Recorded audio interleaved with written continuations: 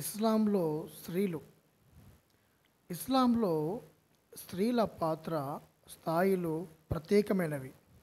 స్త్రీ పురుషుల మధ్య వైవిధ్యం ప్రస్ఫుటంగా కనిపించడమే గాక అది ఎప్పటికీ పూరించలేనిది మరియు నిత్యత్వం అంతా కొనసాగేది. ఖురాన్ బోధ ప్రకారము మొదటి మానవుడైన ఆదాముకు తప్ప మానవులందరికీ తల్లిగా లెక్కించబడే మొట్టమొదటి సృష్టించబడిన స్త్రీ పేరు లేదు. ఖురాన్ 2:35 మెస్సియా అయిన యేసు వారి తల్లి పేరు తప్ప వేరే ఏ స్త్రీ పేరు పేర్కొనబడలేదు. ఖురాన్ 3:42 ప్రవక్తల్లోని ఒక్క స్త్రీ అయినా గుర్తించబడలేదు.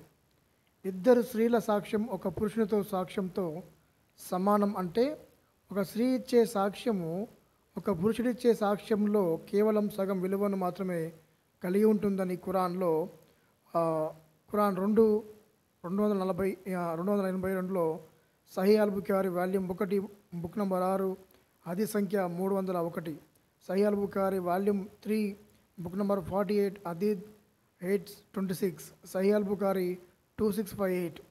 ఆ స్త్రీలు మాత్రమే ప్రత్యక్షంగా చూసిన నేరాలను, అంటే అక్రమ సంబంధము, వ్యభిచారము, నరహత్య మొదలైన వాటి విషయములో తీర్పు తీర్చేందుకు వారి యొక్క సాక్ష్యానికి, అనగా స్త్రీల యొక్క సాక్ష్యానికి పురుషుల సాక్ష్యంతో సమానంగా గుర్తింపు లేదు.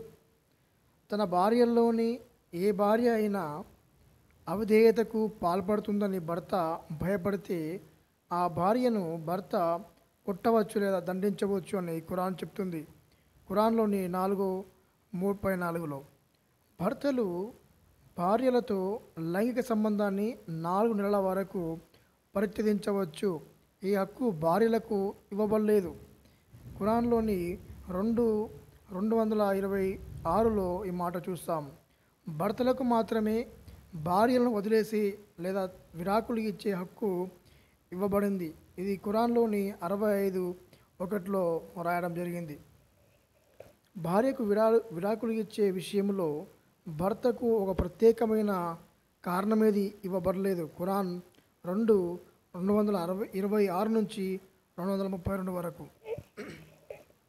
భార్యలు భర్తల యొక్క పొలంగా అభివర్ణించబడ్డారు. అంటే భర్త తాను ఆశించిన ఏ సమయంలో అయినా ఏ విధంగా అయినా భార్యతో సంభోగించవచ్చని ఖురాన్ 2:223లో Sahih al Bukhari volume number 6 book number 60 హదీస్ సంఖ్య 51, Sahih al Bukhari volume number 4 book number 54 హదీస్ సంఖ్య 460లో ఇంకా చాలా రెఫరెన్స్లు చూడవచ్చు మనం. వ్యభిచార దోషులైన భార్యలకు శిక్ష నిర్ధారించబడింది, కానీ అదే పాపం చేసిన భర్తలకు ఏ శిక్ష నిర్ధారించబడలేదు. ఖురాన్ 24:5లో 4:15లో చూస్తాం. జన్నతులో, అనగా పరలోకములో కూడా భర్తలు అనేక మంది భార్యలను తమ భక్తికి ప్రతిఫలంగా బహుమానంగా పొందబోతున్నారని ఖురాన్లో 2:25లో కానీ, 4:57లో, 44:51 నుంచి 57 వరకు కానీ, 52:20లో కానీ, 55:56 నుంచి 58 వరకు కానీ, 78:31 నుంచి 36 వరకు కానీ చూస్తాం. అంటే పరలోకంలో జన్నతులో అనేకమైన భార్యలు కూడా పురుషులు కలిగి ఉంటారని ఇక్కడ రాయబడి ఉంది.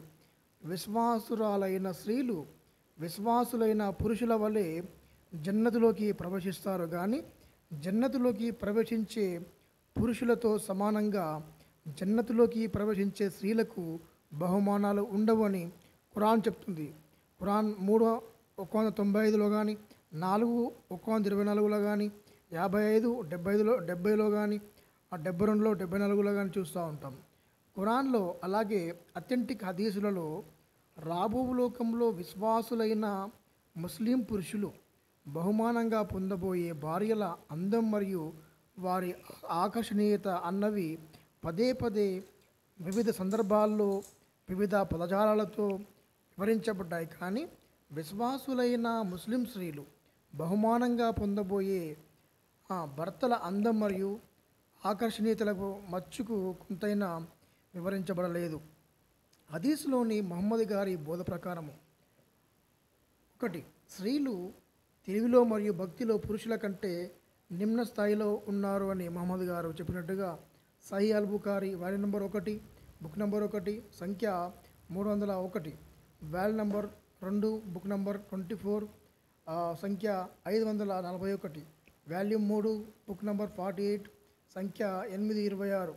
తర్వాత నరకాగ్నిలో బాధను అనుభవించే వారిలో అధిక సంఖ్యాకులు స్త్రీలే అని Sahih al Bukhari volume number 1, book number 6, సంఖ్య 301, Sahih al Bukhari volume number 2, book number 24, సంఖ్య 541, Sahih al Bukhari volume 2, book number 18, సంఖ్య 161లో ఇంకా చాలా సందర్భాలు రాయడం జరిగింది.